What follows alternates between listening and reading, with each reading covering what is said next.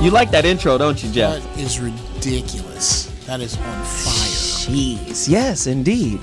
Ladies and gentlemen, welcome to the So What Morning Show. Back in the building, having a great time. Another installment of another hot, heaterific type show. So let's get into it. This is what I'd like to do first. What we're going to do, I'm going to jump into my book selections. Then after my book selection, we're going to take a quick break. And then I'm going to introduce the jam-packed house full of crew. But before I even read these books, let me just go to my homeboy who made it on time, my co-host, my homie, my partner, Geoff Brown. Welcome to the building, sir. Thank you, sir. It's good to have you, man. Good to be had. How was your weekend? Fantastic. Fantastic. This was my week with my kids. Yes, indeed. Indeed. We'll cover the story of Blakey's ass whooping. Which was actually, this is very interesting. It's par for the course. We have to whoop ass. Hey. Yeah. My son's cast came off. Okay. He missed the entire season, regular season of basketball. Came back on the final game. First shot of the game, three-pointer. He back in the building, locking people up. Pow. Defense, just ready to go. Okay. So now the playoffs start Friday, and they're excited to have him back. Shout out to the young lion. The young lion, yes. Doing his His thing. Royal Highness knew. Now, what I'm going to do after checking in with Jeff and his kids and my kids, I'm going to do my book selection. I didn't do one last week, and I think that's good. Wax on, wax off. So let's go through my book selections really quickly. I got some heaters here, too. Here, listen, this is going to kill you guys when I show you this book right here. Let me just show you the cover. And then I'll tell you. This is amazing, right? Yeah. Depends Daddy, is James a nigger? Is racism nature or nurture? Well, which Carol James? R. Ellis. This is an incredible book. And I'll tell you why it's incredible. The woman who wrote it, right? Her father was the most racist dude in the world. But his best friend was a black man whom he never called a nigger. But he called everybody else nigger. So that makes James a coon. So when she challenged her father, she was like, well, damn, I see you going in on all types of black people. Nigger this, nigger that, nigger this, nigger that. But you never called James a nigger. So is James a nigger? James is a coon. And that's the title of the book. James is a house nigger. Daddy, is James a nigger? James is a house nigger. Or is he different? Wait a minute. Okay, this may be a great book, but back up. Okay? I have a very, very solid, strong, ironclad, white folks don't say nigger around me policy. How is it possible? But she called her father out on his hypocrisy. Fantastic. And that broke the cycle of racism Fantastic. In her family. James Great is book. still a coon. James is still a coon. He's still a coon. Well, why are you kicking it with him, James? Hey, if everybody thank else you. is, that's where Thank Geoff you. Brown is at. Dude. Okay? I hate your uncle. I hate your mama. I hate your daddy and your brothers. But you all right. Come on in. Help me load this gun. I'm going to shoot your daddy in the face when he get here at 3.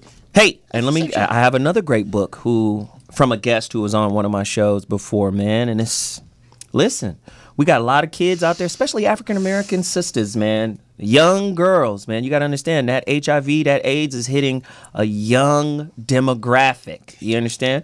So the only way to protect yourself, and not be, in the crosshairs of HIV or STDs or STIs or any other things that are out there lurking, you got to educate yourself. Tough book here. A lot of people, if you're religious, you're against. If you're not religious, you're for. Tough book here. The War on Choice. The right-wing attack on women's rights and how to fight back. A lot of people might look at this as some type of feminist agenda too. Take a look at this book right here. Very cold work. Very cold. How much longer will a woman have a right to own her body? Part of the question is, how can Congress legislate what a woman does with her body? A lot of people say, hey, abortion should be illegal. How can you legislate that? Religious people say we are so emphatic about this being a being, even in a zygote stage, that we will blow up a building and some people in it and kill to some prove humans. our point. I'm just saying. Hey, check it out. Great book. And here's the opposite. Another book, Randy Alcorn, Pro-Life Answers to Pro-Choice Arguments. Randy Alcorn. Come on.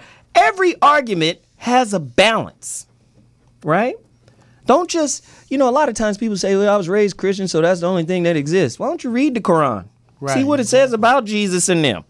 Jesus and them is in the Quran. Don't be afraid to read the damn Quran. Don't be scared of that now. Don't you blaspheme in here. I'm just saying, we are such a race of uneducated, limited-minded coons. And what I mean by that is hallelujah. The black community is exceedingly, excessively religious, but living in spiritual penury. I'm sorry. I'm back up. Penury. Poverty. No. I'm rocking. I got poverty already. Right. Spiritual poverty. I'm finna put that in my bag. So we got massive religious excess, but spiritual penury. Okay, we poor as hell. Penury. That's what it is. No guessing. No guessing. Now, penury and a lot of people keep asking. I got to do it again. A lot of people keep asking. Hit me up on Facebook and order my book. This is my book, The Rebirth of Seeds. Very, very heavy book. Nice book. Think about it. Get it. Holla at me. Or text ZO to 90210. Text ZO to 90210 if you got a cell phone. ZO to 90210. This is my book right here.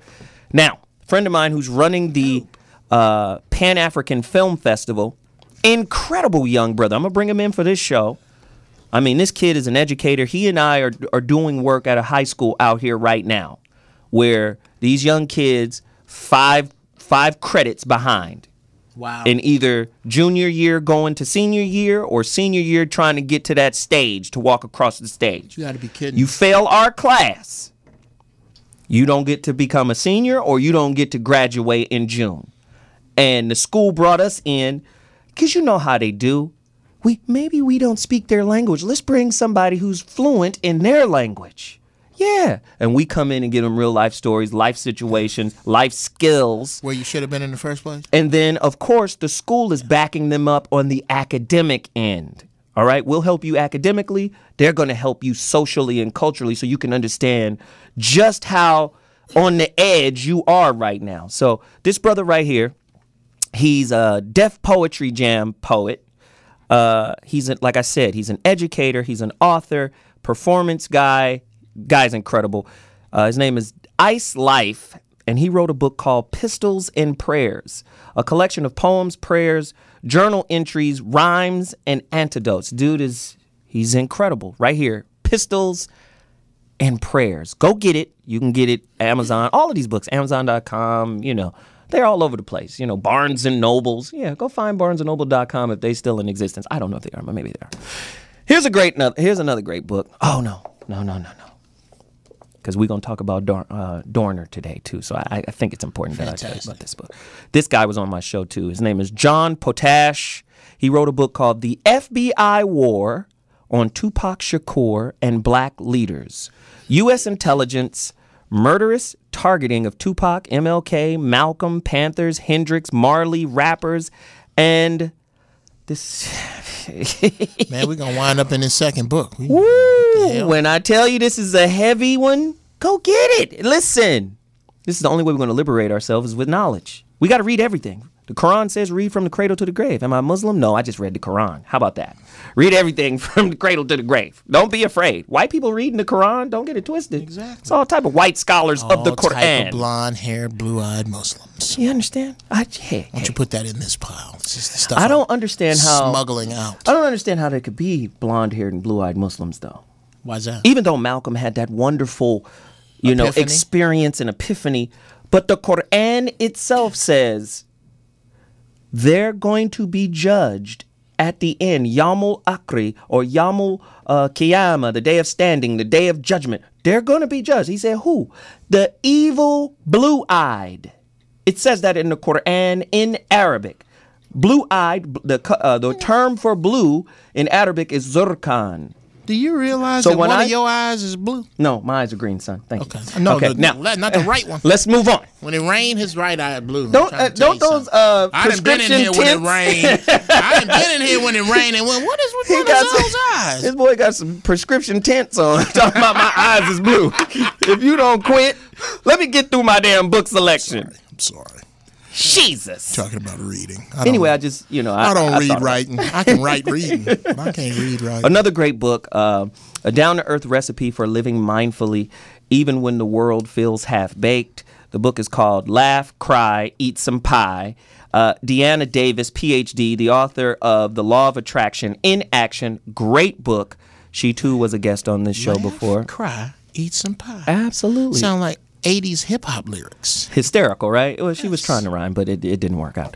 And my last two books are to promote a guest that we have on. And when we take this break, after I tell you what these books are, he's going to come on with us, and you're going to hear a lot about what he has to say in terms of child support. If you're having child support issues, call us right now. If you're in family court right now, call us right now. We got somebody that is a professional in this field, an internationally known best-selling author. Yeah, I said it. Go get his books. He got one out, got a new one coming. I think you should check this book out. Brother's name is Sean Collinson. I don't know nothing about his book, but that tie is killing the game. Yes. And the one on the front.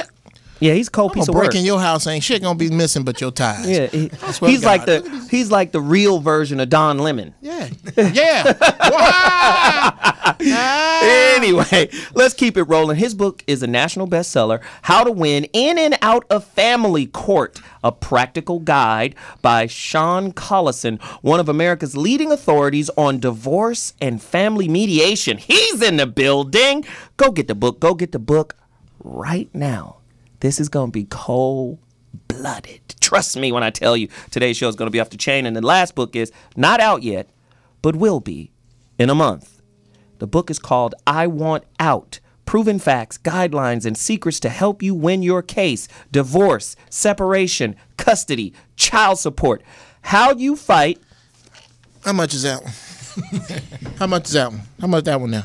How you fight begins with your perception of reality. Sean Collinson, please show him. Come on, show it to him. How much is? I'm looking for the price on it. It ain't out yet, Jeff. It ain't out on. I got 20 on it. You gonna buy it from him right now? I'm gonna drive. I'm gonna take the bus home so I can read that because I parked out here. I come back and get my car. I need that. Hysterical. Today, the Lord is speaking through this dude right here. The Lord, right now. Just because he's saying what you agree with now, Jesus is involved. I was just talking to the Lord 40 minutes ago about not hitting this horrible heifer I call my ex-wife with a bus, and I need a book because I'm finna go to court again because you know I just got 50% custody of my youngins. I know. I'm going to court again. Well, this is the guy. This is the guy. If you're having any issues, call us right now, 323-965-1600. We got a professional in here that can help you with some remedies dealing in court. Call us right now. What you doing March the 22nd? Oh, Jesus. He can't come with you now. Oh. And we're about to take a quick break. When I come back, introducing everybody that's here, we're going to get into our first topic. Having a good time, So What Morning Show, 323-965-1600.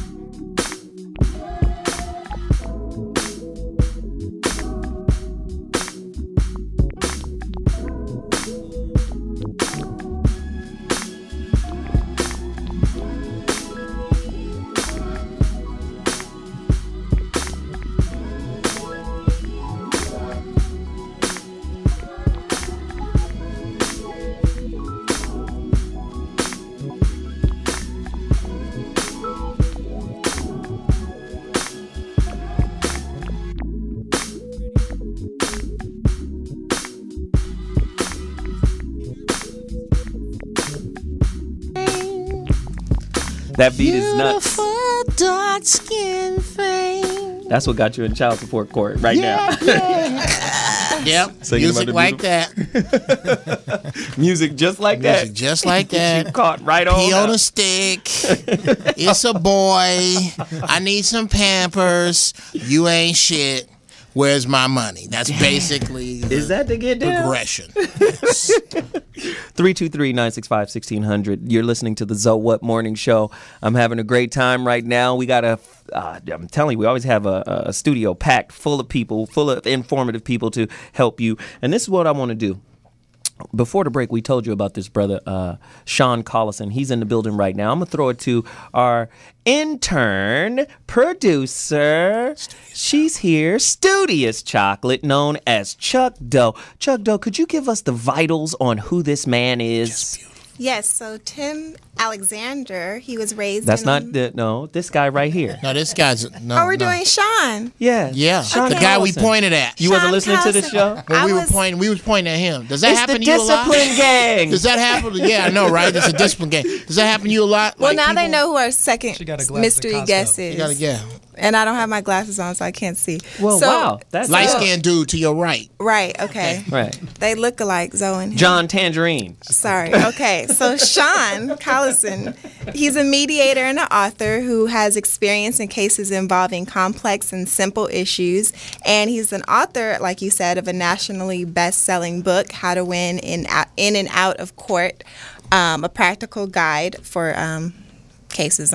For You know. and stuff. Right. Mhm. And I'm Sean talking has with gum in my mouth. And this stuff. is radio. You and know, no stuff. professional says and stuff. Anyway. If your surgeon says and stuff, get out. Sean has Run. mediated cases with assets of over Take half your $1 liver out billion, and stuff. making him one of the top family and divorce mediators. Really? Wow. Is he that for real? He's dope. And he dresses nice. Okay, listen, you're only 19. What I need you to do It's back is up. pull back a tape. Back up. 'Cause Okay, you can't mess with them boys. You're right. Your dad isn't Okay? here right now. That's so that's man thing right I'm there. just saying. That's man thing. Right. Okay. He put it on you one time. You be driving around his house real slow. Shut He live up. right there. I'm He just live giving right him right there. He a live there. compliment. Everyone looks Okay. nice today. shit. I'm in default dad mode. Right. Right? Hey, hold on. Fall back. You know when that boy be staring at the ceiling?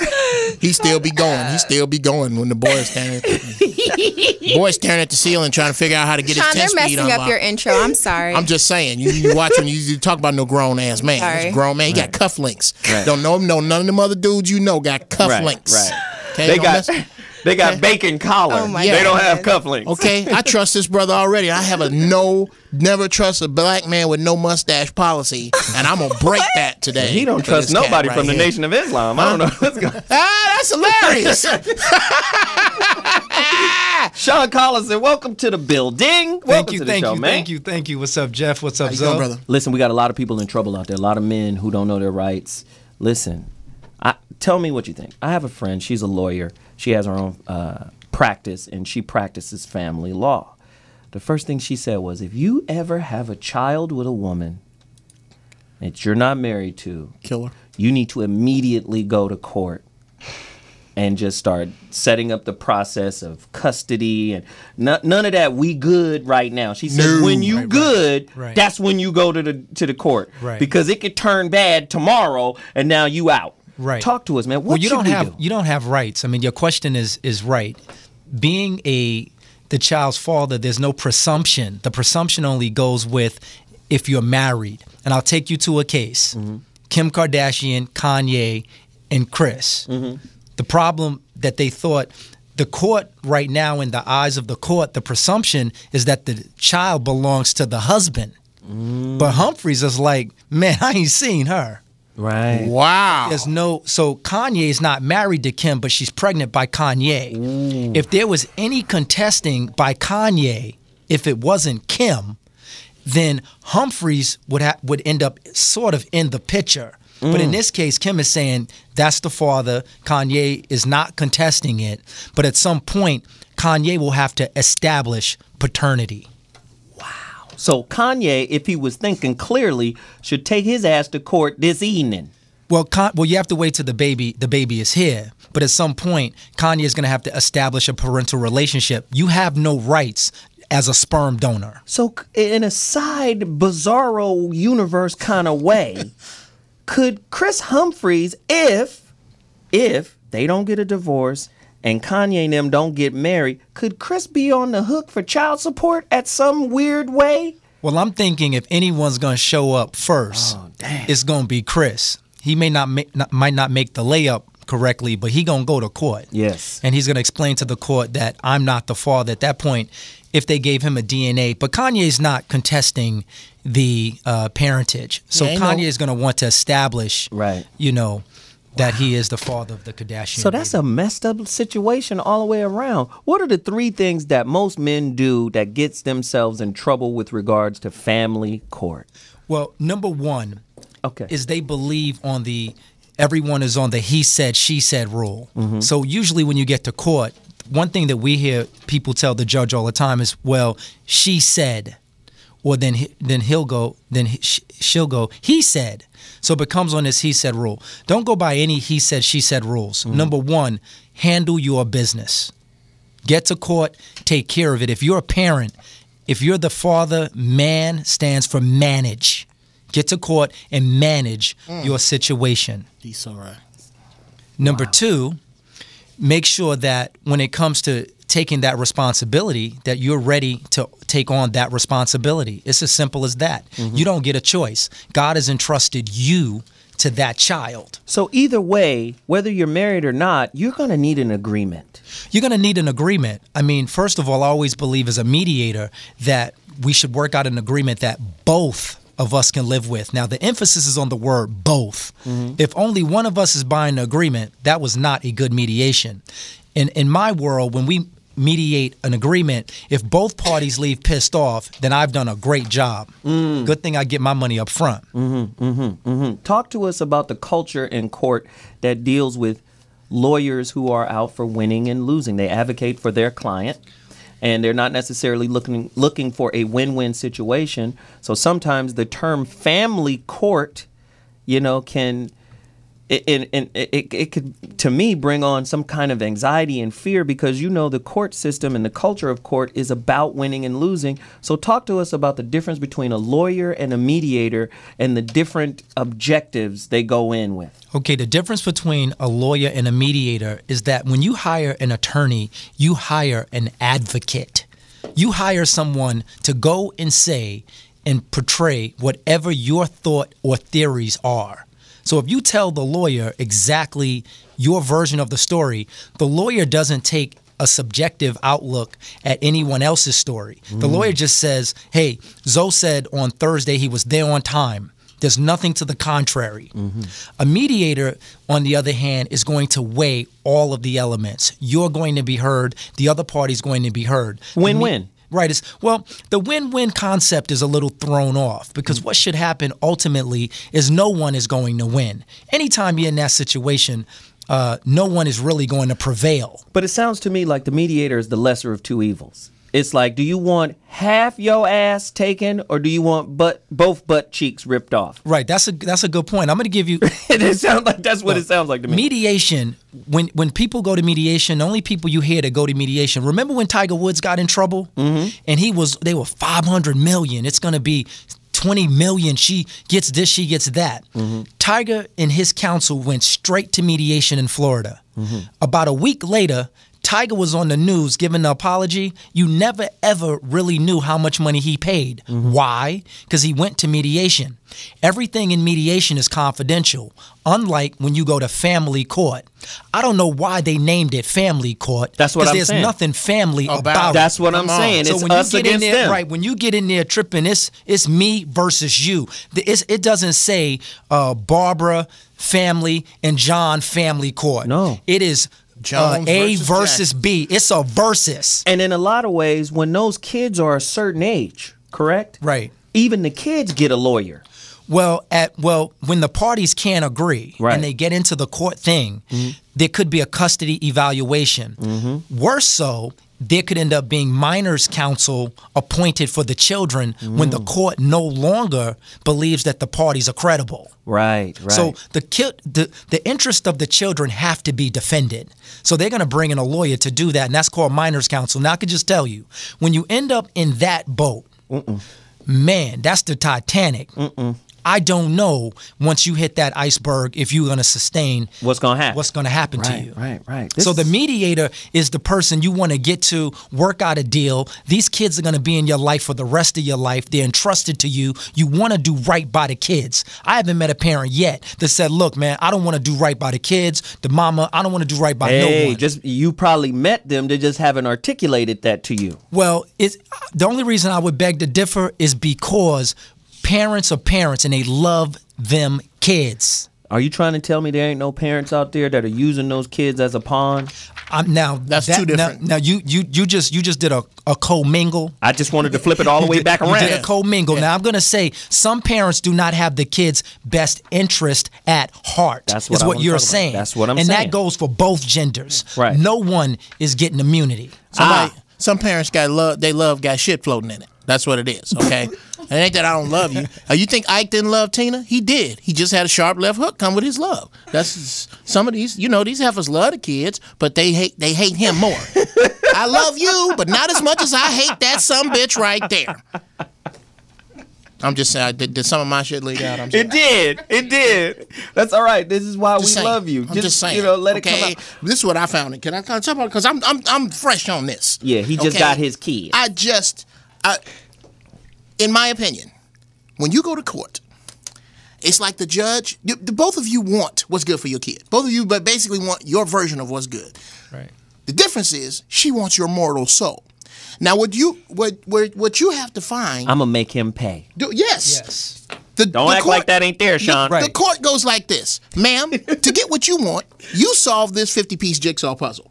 Sir, to get what you want, you have to take off, fly, and successfully land the space shuttle, and it leaves in 20 minutes. Now, you can sit here and go, this is some bullshit. I'm afraid of heights. I ain't never flew nothing. Or you can take them 20 minutes to learn how to take off in the space shuttle, fly it, and figure out how to land when you get there. And that's how you wind up getting what it is you want. You do not whine about how, because I spent years. But you know this what? ain't shit. I'm black. I'm a man. But you know what, Jeff? about it. You know what it sounds like? It sounds like you're saying the exact same thing that Sean is saying. Except I ain't got no cufflinks on. Exactly. It's different, right? I'm saying it with no cufflinks. But Sean, as he was explaining to me outside when he first showed up, he said there's a procedure, and a lot of men don't know the procedure, or if they do know the procedure, don't follow the procedure to the letter. Right. And there are remedies for men to be able to get their kids. Talk to us about those remedies. So automatically, everyone wants to complain, and so I call it the complain train. Once you get on the complain train, he just coined that, ladies and gentlemen. Is long. Yeah, he coined that. What I found out is you have to ago. Embrace greatness. You have to already sort of take your lemons and go, with these lemons today, I'm gonna make some lemonade. If you want to suck on lemons, I mean, you can find people to help you suck them. You can find people who just have bad situations to articulate it to you, and then by the end of the day, you'll just have a bunch of lemon suckers. Y'all could have took all those lemons y'all was sucking, crush them, make lemonade. Number one, if you feel that the court is wrong or in error and that your accounting mechanism is in play, you can go into the court, number one, and do something called a modification. The court has to hear you. You file an RFO, a request for order for modification. When you make that modification, the court must listen to you. All you have to do is follow the requirements. What are those requirements? Bring in your last 2 months' paycheck stub. Bring in any income. If you're one of the big tricks is being self-employed. Bring in any 1099s, any documentation that you want to present to the court. When it comes to child support, I always say you don't need a lawyer to do that. Child support is about numbers. Numbers don't lie. People do. So you have to walk in with your numbers in place and say, look, here's my accounting, here's their accounting, and now let's do something called the Disso Master. In California, we got the Disso Master. The Disso Master is an algebraic program. It ain't black, white, it ain't Indian. The dude ain't at 7-Eleven. You can't get it there. You have to go in there and punch in a Disso Master. Now, online, you'll find that they won't give you access to a Disso Master. Why? Because the attorneys and the judges have the Disso Master. But if you follow me on Twitter at #TheMediator, or you contact me on Facebook, like Sean Collinson, and you send me a message that you need to run a Disso Master, I'm going to have that Disso Master ran for you. Wow. I'm going to give you what you can't get online. Now, when you show up... Wait, Sean. Go back. Okay. Give that Twitter address one more time. #TheMediator. TheMediator. I have my own #TheMediator. I have a formula for it. That's why everybody for how they do child support. Wait, no. Give us the formula. Okay, they basically look at how much money a man makes and go, where would he say, that's it, I'm gonna kill this bitch, and then back it down a little bit from there. That's why every dude, there should be a salary cap on child support. There should be a no child, I don't care who the child is, needs $50,000 a month. I don't care who he is. I done been shopping. I know what kids' clothes cost. I know what nice shit costs. It don't. And listen, y'all pimping your ovaries out there. They don't give them $50,000 a month all the time. There does become a need basis. And now I'm going to tell you what you're explaining. Yes. You're explaining something called a high wage earner. So you may fit in that category. I used to. Before back in the day, in the 90s. Before I started, back in the 90s, before I started. When cross colors was big. With stuck substandard heifers. I'm telling you what. I'm telling you something about substandard cooter that's just poison. It's poison. Substandard cooter. Women with bad judgment and horrible morals have great cooter. I mean, and that is God's curse. It's like moist heroin. Oh my God! Oh my God! Oh my God! There's something about it. It's just like Earth, Wind, and Fire. I mean, you get through right when you come, you hear, and it's Verdine White in the hallway with Earth, Wind, and Fire, and they start playing Reason. That's oh my God! Why is that? I'm sorry, we got off track. Okay, we're off track. All right, we're off track. Let's do this really quickly. One last question. Okay. Do women get put in jail for non-payment of child support? Right. Well, you know the eyes of justice. If you've ever seen The Scale, with the lady holding the two scales, That's blind. they have the eyes are blindfolded.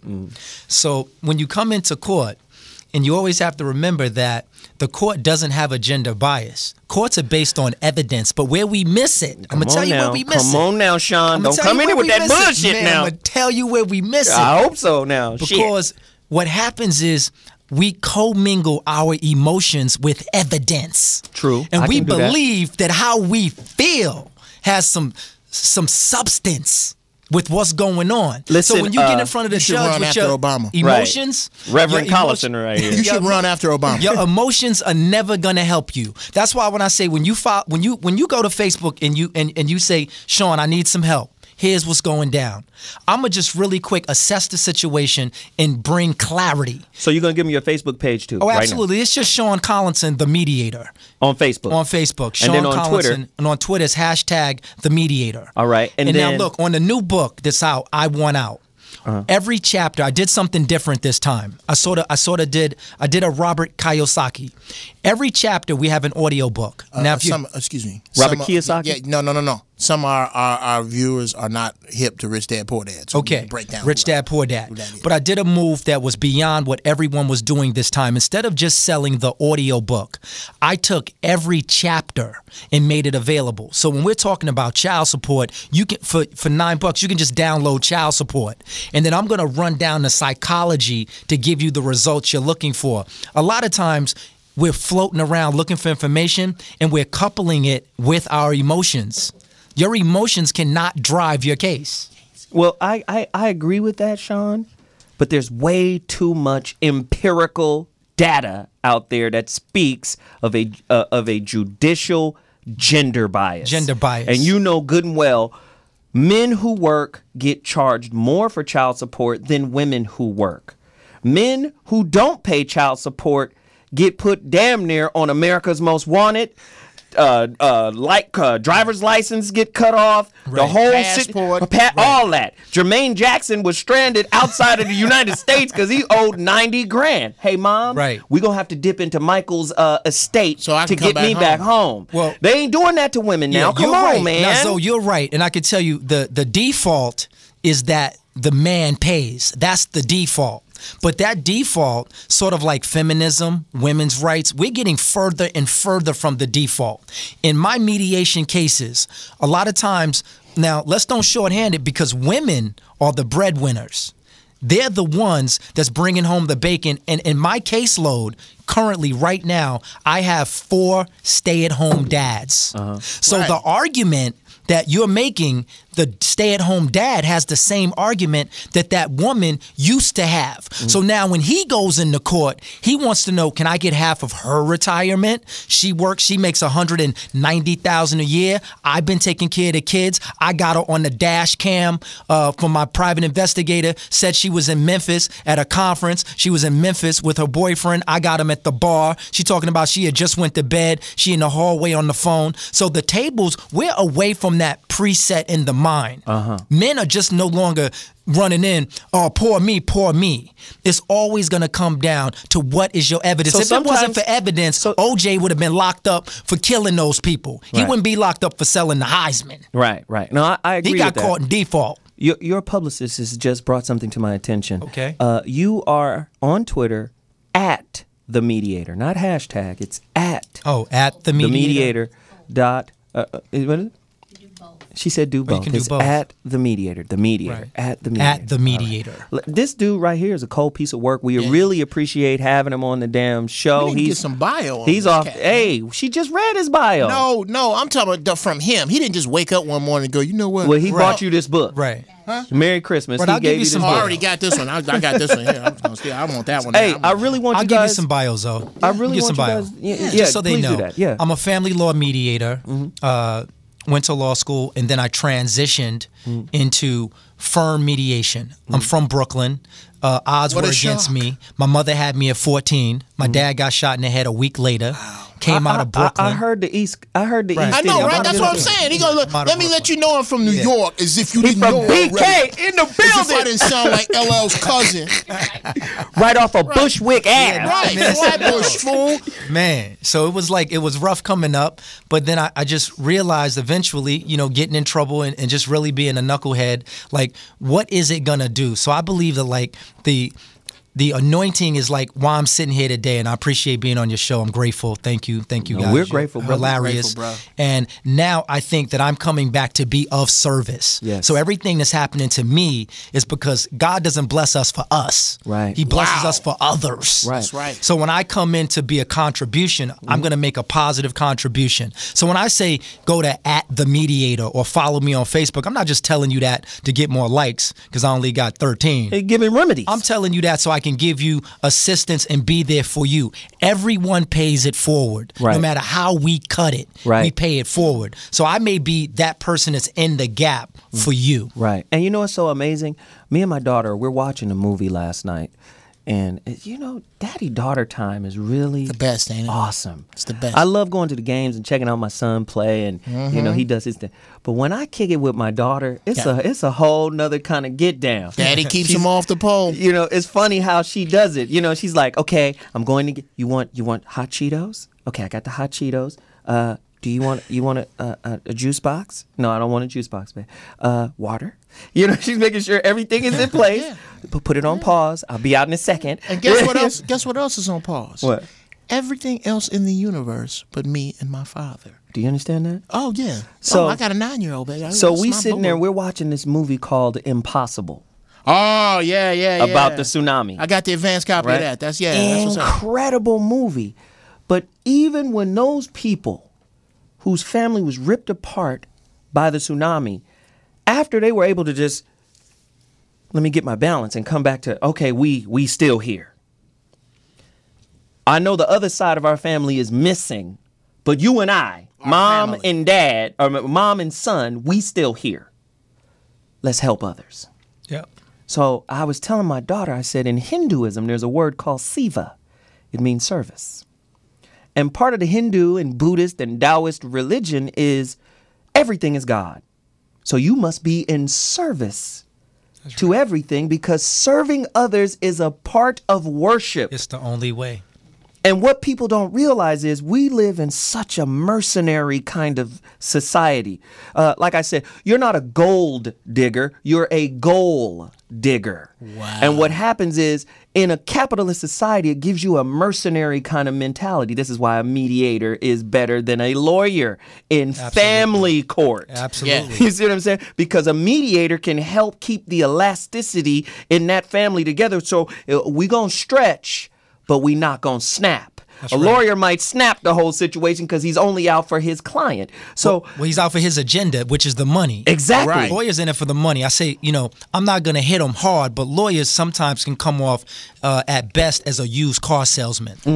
They can sell you the car, and when they get down the block, your whole family will be in shambles. In shambles. And they will be off with your money. Do you now, know not all lawyers are that way. Fuck 'em. You know how to save a lawyer from drowning? how you do it? Do you know how to save a lawyer from drowning? How do you save them? Do you know how to save a lawyer from drowning? No. Good. Good. But see, that's what's important. We have to learn. This is why I say, especially in the black community. The black community is in spiritual penury, but religious excess. Right. We all religious as hell, but spiritually impoverished. That's right. So the first step is to understand that serving others is serving God. Yeah. Even when you don't want to. Even when you don't want to. Especially when you don't want to. And I'll tell you, family court was, in the beginning, it was just civil court. It was civil and criminal. We only knew two courts, civil and criminal, appellate, supreme. Right. So what happened, there was so much burden on the civil capacity that they sort of branched off and called it family court. It should have just been called divorce court. Period. End of story. I don't know what family they talking about. Right. I don't get it. When I was in family court, I was married for 2.5 years and went through the divorce 5 years in court. I should have got an AA for being in the divorce longer than the marriage. Wow. A mediator saved me. One thing that I realized about a mediator is like, when we used to play freeze tag and you go to base and you safe? A mediator is like base. So if one party is tripping, you can trip with the mediator so that you don't get in trouble, and I'm base. And then I know how to reflect and restate it to the other party to say what you're saying. Exactly. I'm in a case sometimes, and the man will ramble off something, and she'll just cross her arms like, look, I'm not even hearing what he has to say. And I'll say the same thing, and she'll go, Sean, I agree with you. You know what's interesting? That's a woman thing. You know what's interesting? No, it's not a woman thing. It's you a got man. To be kidding me. It's a man and woman thing. It's just that men reflect it differently. What happens is resentment, hurt, and trauma makes one deaf to the perpetrator. Absolutely. To the person that they're blaming. It makes you it's deaf. Philosophical. You cannot hear a person who's hurt you, even if they're conveying information that's good for you. It's a neuronic shutdown in the brain, Jeff. Listen, this is what we got to do, brain Jeff. Don't work like that. No, it doesn't. No. You got your brain got 2 kickstands, and you got to wind it up to get it going. Now, listen, we got to take a quick break. I just want to thank this brother Sean Collison for coming in. Thank you, You're Jeff. welcome to come back anytime. Sisters Y'all got to get on his the wall. book. Clap, damn it. Crazy. Publicists, you supposed to be Woo! clapping We'll up. be back at 2.2 Zo Up Morning. Zo.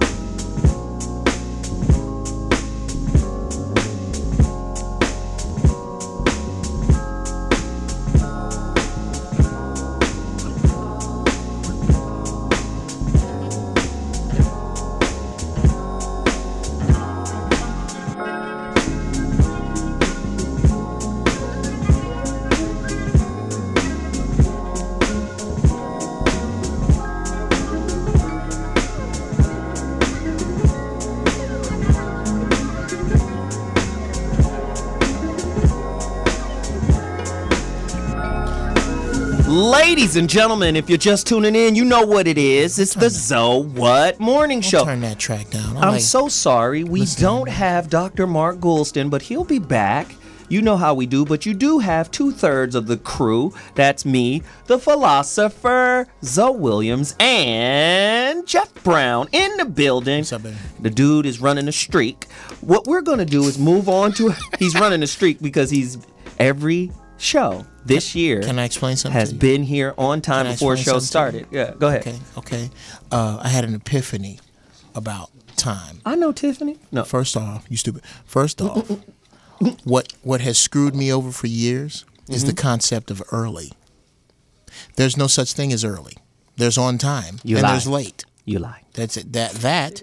And the time that we're supposed to be here is secondary to my preparedness. Well, you're always prepared. First off, don't give yourself credit for something that comes natural. Wow. Okay?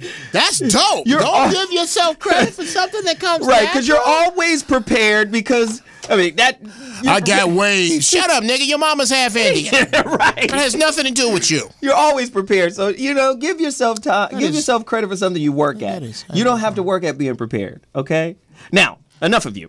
Let's move on to our guest. Guess who's in the building again? A lot of people love her, a lot of people hate her, but I happen to like her, so who gives a hell what you think? Hood, ratchet, relationship extraordinaire. Crazy ass Sixx. Sixx is back in the building for our feminism topic. Right. We're going into feminism. Feminism 101. Has feminism ruined the black woman? Feminism and capitalism. Is that why they can't get a good man? Because they got all these feminist agendas and beliefs mixed in with capitalistic? Come on, what are we going to talk about right now? 323-965-1600. Sixx is in the building. What up, Sixx? How you doing, Zoe? And I like your topic. I know you do. Yeah. I know you got some ideas Yes, about I feminism do. and all this. It's about to be nuts. Come up on, in she here. pimp. She pimpalicious. Nah. No, it's good being I think women should stay as feminine women. Stop trying to look like a man, be a man, fuck like a man, and all that shit. Be a woman. That's it. Okay? I mean, because it's beautiful to be a woman. Are you telling me that women, the way you're describing them, are actually fucking up their relationships? You tell me. Yes. You know why? Because they're trying to wear the pants and the skirt. You can't wear both. You can't wear a skirt. That's it. You can't do both. You can't have on a skirt in A the skirt. relationship. You can't wear the That's skirt it. and the pants at the same time. That's it. Okay? Stay a woman. Oh, you God. know, I mean, ooh, Zoe, can I tell you one thing though? Can I tell hurry the up. women? Okay, Hit us real with it. fast. Hit us. Women. Can I talk about sex? Sixx means sex. Okay, Yes, okay. sexy. Anyway, Sexy no, when you talk no. about Oh, Women, long, tall, always tell sexy, you yeah. no. If you stay feminine and look feminine, you will always arouse. Make your man. You keep them hard. Yeah, keep Indeed. his dick hard all the time. But Tallywhacker. If you start looking tacky, wearing sweatpants, and you're here in a ponytail and not being feminine, they're not going to get turned on. If makeup is not covering up your scars, I disagree. But I don't have to know. Everybody don't have to wear makeup. I'm talking about the way you walk, the way you, the way you look, the way you handle. I gotta take issue with that. You got to Hurry do up, what? yes. What's your You issue? just brought up one of the sexiest things to me is when a woman is in her natural state. One of the sexiest hold things on, I've Pam. ever seen. That's for beautiful, sexy women. Not all women are beautiful and sexy, and some women need a little help. Well, the Earl sexy Scheib, is- go spray paint a coat Dude, over that face. Sexy is subjective, okay? There is something beautiful in every No, woman. you're right. Some of you got to look a little harder to find it. Now, I'll give you that. Right. But a woman in some sweats So with a would you date, ponytail at the back of her hat? Would you date Hattie Mae Jackson? That's sexy to you. Yes, absolutely. Or you like butch then? I like no, like butch no, women. no. I like women. I like women who don't scream, "Look at me." Wow. No, you can walk. A woman can walk around with There- just a bra and panty and be And be sexy to a fine man. as Oh my hell. God! Okay. Yes. One of my Just button-down simple. shirts and some panties. Not one of your. Those Yes. is like Even clown your boxers, shirts. even No. your nice boxers, roll them up nice and sexy. Let me tell you something. You know. Oh my God. Oh my God. Okay, baby. But you I gonna ain't mad trying to at me be. when I I get ain't the trying to house. be muscular and, Okay, and so tight like can I you. do this? Can I do this now? Yes, darling. You and Geoff can stop. Let me finish introducing people in the building to go in on this feminism 101 topic, because a lot of people, I done heard Tariq talk about it. You know, Tariq Nasheed is the homie. He was here a couple weeks ago. Corey Holcomb and I talk about it a lot. Shout out to Corey. You know, we bringing in some people because we want to understand what feminism is. Is feminism synonymous with femininity? I don't know. No. Is there a difference? We got a brother here who claims to be an expert. He has done a movie that set a lot of people on their ear, pissed a lot of people off. That's what good And art does. I'm just telling you, he be on Facebook dropping straight bombs. I mean, he's ridiculous. I be resharing. Let me reshare this.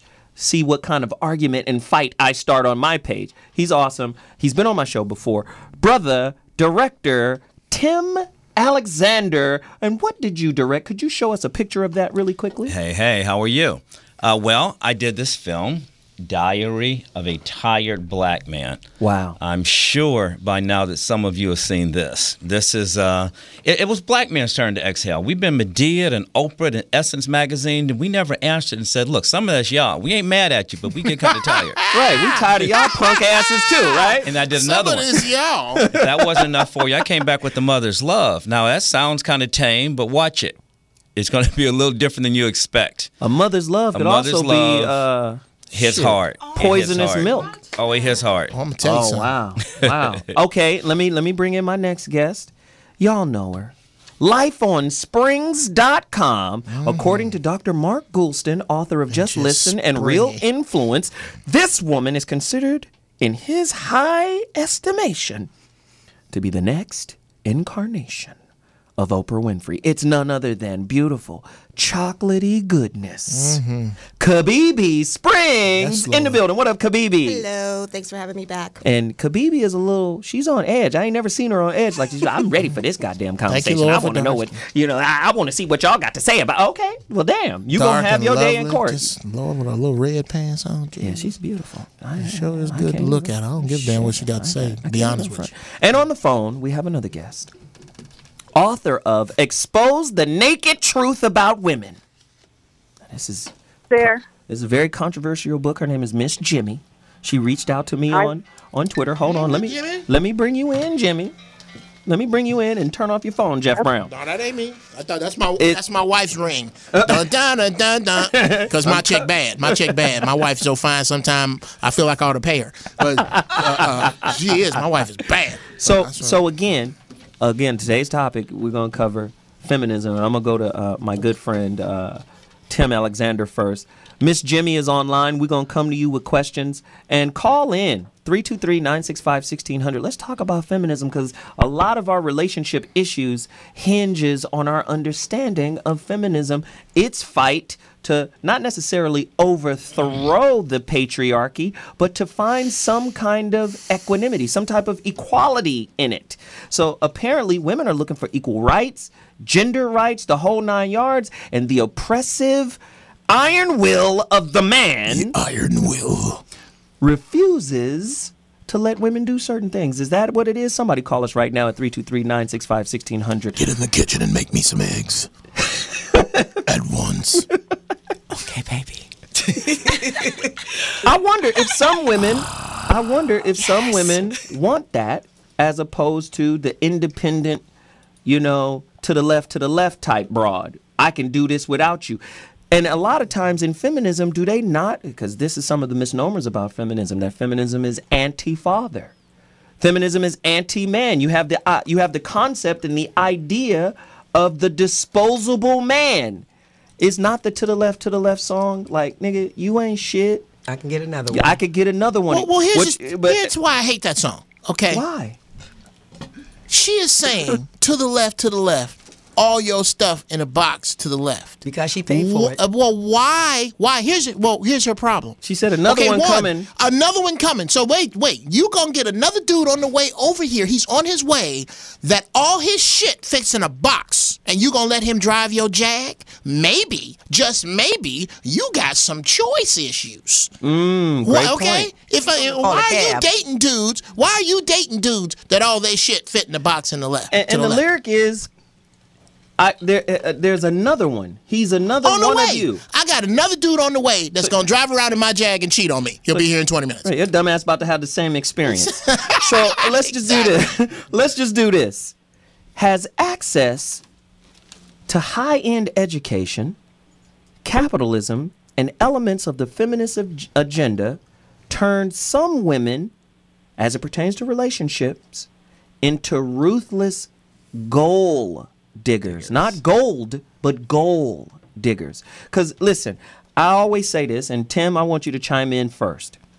I do not want a woman who dates her idea of me. You better date me, the real man. Don't date your agenda. Don't date your ideology. Don't date my potential. That's it. Don't date don't date what I'm finna do. A social stereotype of what I should be. You better connect to who I really am, because really when you get let down, it's because your agenda wasn't met. You were dating and married to an agenda. You wasn't dating and marrying a real person, because guess what? It's these ideas that are inflexible, that don't typically change. This is what I hate about hurt and pain. When a motherfucker get hurt, the healing happens in geological time. Do you understand what I'm saying? I'm in a state of Paleolithic healing. Right. You understand what I'm saying? There's no, the aha moment takes 20 years. I fucked up. That's why I was responsible for why a lot of that happened. No, you got a bunch of heifers and but it takes 20 years for that to happen. List. It takes 20 years for that. So I'm just going to say to you, Tim Alexander. All right, what let me in the hell has feminism done to us? Let me in. Okay, here we go. A lot of what you said, I love you, but it wasn't right. Feminism was directly designed to destroy the family. Oh, damn. Wow. It's written by the founding mothers of the second wave of feminism, which got its real foothold in about 1967, were white Jewish lesbian women. Now, why would they care about a married woman when they didn't even want a man? It doesn't even make sense. Here's a quote from Ty Grace Atkins, the author of Radical Feminism and Love. Feminism is the theory. Lesbianism is the practice. Ooh. Why do we have way more lesbians than we did in 1967? How about this one? Because women like each other. How about this one? Since marriage constitutes slavery for women, it is clear that the women's movement must concentrate on attacking this institution. Freedom from women cannot be won without the abolition of marriage.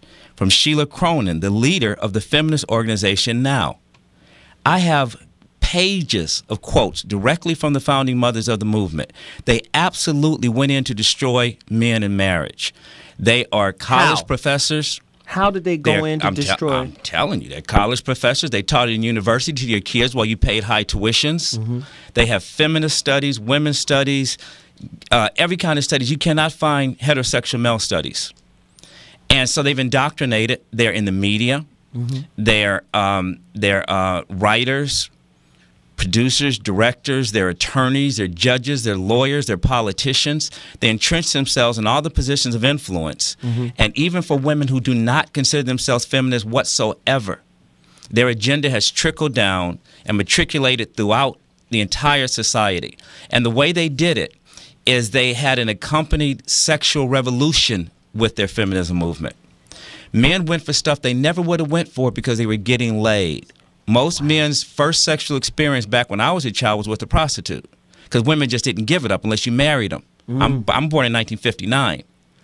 So is there something wrong with sexual freedom? Well, when the sexual freedom came, it was before the pill, and it was before abortion. So women were getting pregnant the very first time they had sex.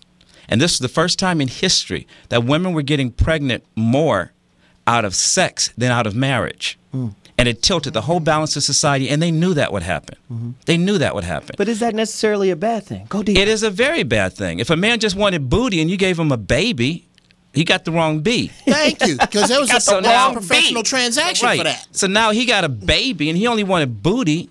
He didn't even like you enough to even want to change your name and be with you. It started off wrong. If he didn't say, I love you and I want to be with you for the rest of my life and create a family with you, he ain't going to be a good daddy in most cases. No, because he wanted you to disappear before he got sleepy. Right. He's not even around till the baby came out. So now we got 3 generations of babies being born out of sex and not born out of marriage and love. Kibibi, speak on it. I'm not sure about the conspiracy Just theory cuss somebody out, behind- Kibibi. Shit. Just cuss somebody out. I'm not going to speak on the conspiracy Don't theory look in his behind left eye. Cuss him out. But, as a woman today, and obviously a byproduct of all that's happened over the last few years, I think that... Wait, and somebody who enjoys casual sex. Oh, Go so why are deeper. you putting all my business out? Let's just be real. This is real hour. So y'all men need to take y'all's own. I mean, because blame for having babies, okay? Because for one thing, if y'all would cover up your goddamn dick and stop just putting out your juices everywhere, all these babies. You can't see it's not covered before you let it in? Shit, nah. Take responsibility for your own. Sixx, Okay? bad news. Take Sixx. your Bad own news. responsibility for your own self. I got some bad news for Okay, you. Can't see it's not if you don't want your sperms going everywhere, bag it up and flush it. Okay, Sixx, bag that shit up and I got flush bad it. news for you. So don't get mad because you got kids. Other mammal on the earth, the female is responsible for and protective of her eggs. The vagina is the gateway from, and to most people, the gateway to heaven. Stop letting niggas loiter in the halls. And it is a reproductive system, and it's a reproductive organ. If you let people play in it, you will reproduce. Yes. That's not rocket science. No. And why do you pick the worst men you can find and a whole collection of them? Let me see. You a Have a thug. You baby look like by an them? idiot. Why don't you give me a baby? Oh, yes. That's another idiot. I'll get one from him. I Wow. collect idiot baby. Wow. Let me just do this. I fucked a tiger, and I was hoping for a They giraffe. should be embarrassed. They should be embarrassed for people to see the man that they had a baby with. A lot of women should be like straight up embarrassed, like But let me want to do crawl this. under the table. But let me do this, Tim. I'm a spiritualist. Okay. And I don't believe in you chose the wrong motherfucker. I believe that you magnetized the motherfucker that you have. You're dating consciousness.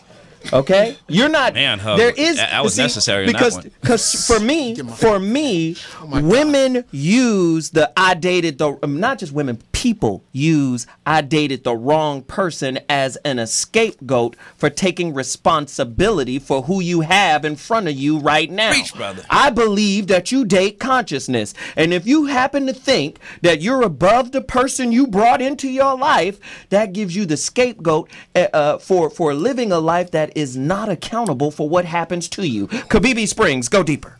So, yes, you do date consciousness, and women make bad choices. Men make bad choices, too. And some of you should be embarrassed by the women that you call your baby. Yeah. Thank you. Yeah. You're absolutely Yeah. right. I'm embarrassed. I can't. I'm not embarrassed by mine though. But I feel terrible. I am. Mine was great. I am. I wake Holy up every shit. morning like, shit, it's Let me still tell you. here. Let me put it to you this way: a human foot should not make this sound on hardwood. That's how far out there Was I she a was. horse? Oh my God, a minotaur! I mean, them feet just got rubbing them on me. What you want? I want some peroxide on my back from where you digging at me with that hoof. Kibibi, continue your point. Jeff, sorry. give her space. Okay, Shit. so getting back to the question of whether or not capitalist opportunity and feminism has shaped what we're dealing with right now. Yes, it has, but it's shaped a lot of other relationships as well. For black people, the economic situation, we used to be tougher than we are today in regards to what we knew we had to do together. Now that we don't have to do those things together, it's time to redefine what is our relationship based on. Right. And I think we're still redefining that. It's not something to keep pointing fingers and placing the blame on. But because we don't live in a vacuum, Yes. when a movement such as feminism takes hold, when a movement such as feminism takes hold, what happens is we take bits and pieces of it. So what I recognize, I seen a mother who, because she never married the father of her child, put the dad in a diet parent role. Right? What mama says overrides what daddy says. Yeah, we're not co-parenting. Right? So I think some of that disposable man philosophy that a lot of people attribute to feminism goes into parenting when the deal isn't in place. The deal meaning we never got married, we had this kid, we're co-parenting this kid, but ultimately what the fuck I say goes. And I always say a hurt mother can't raise a healthy child. A resentful mother can't raise a whole child. Go deeper, Tim. Hey, you hit the nail on the head. We have been turned into competitors instead of companions by the feminism movement. We're not in it to try to make equity and balance. We're in it to try to win. We're in it to try to compete. And I saw a woman literally stand in front of 4 kids and point at each one of them in the face and say, your daddy's no good, your daddy's no good, your daddy's no good, and your daddy's no good either. Who was the 4-time no good baby daddy loser? Who was always there? And how Right. You know, Yeah, and what's so the common she's not denominator? looking at the responsibility of I'm the no good baby daddy picker. You know, and there are some women who know better and they value themselves and respect themselves enough to say, why would I lay down with an idiot like you? You got 4 kids you're not taking care of. You look like trash. You don't work. You're a freaking gangbanger. You're in and out of jail. Well, she does Why work. would I lay down with She you and give does you a baby? work. Because you're sexy? Tim, she does work. No, I'm talking about the She I'm talking works about at the idiots they having pick. babies to put them in the system so she can get a check. Let's not forget that that type of woman is out there. 323-965-1600. 1 second. Miss Jimmy is on the line right now. She is the writer and author of Expose the Naked Truth About Women. Miss Jimmy, talk to us about what we're talking about right now. Okay, I'm in agreement with when the feminist movement took place, a lot of things took change. That's Tim Started Alexander. begin to change.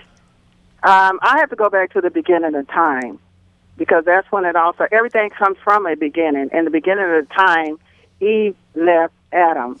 She wandered by herself. She left her covering, and that's what women do today. They leave their covering. They could have a good man. He get down in the bed. He's good to his kids, good to his wife, and everything else. But it's something inside of a female that she's still trying to fill a void. She's always looking and seeking to find something else. And females, I'm a female. They love to be in control. If they cannot control the person that they with, the whole situation, what their kids wear to school, if the daddy complained that their daughter going out looking like a hoochie mama, the woman will start screaming and hollering and get her point across, and she'll say that's what everybody else wear.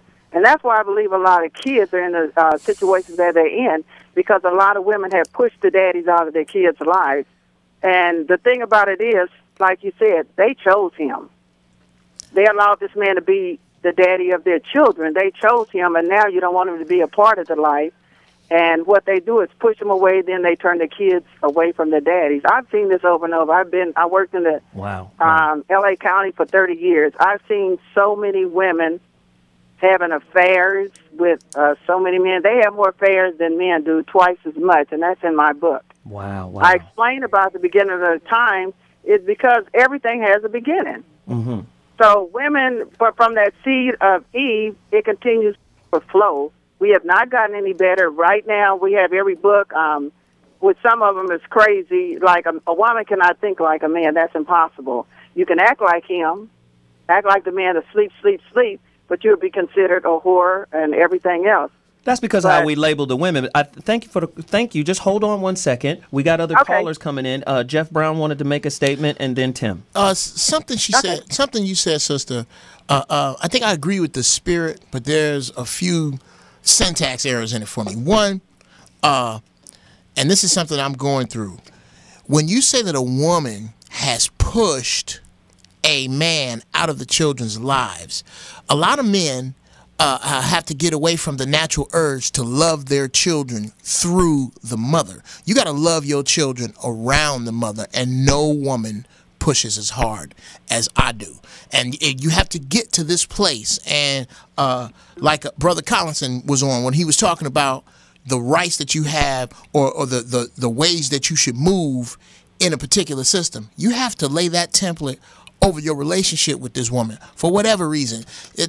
She has to become a non-issue. Women, on the other hand, which y'all have been getting some bad press in the Bible and here today, y'all need to raise the vagina bar. It's way too easy to get laid. It's really.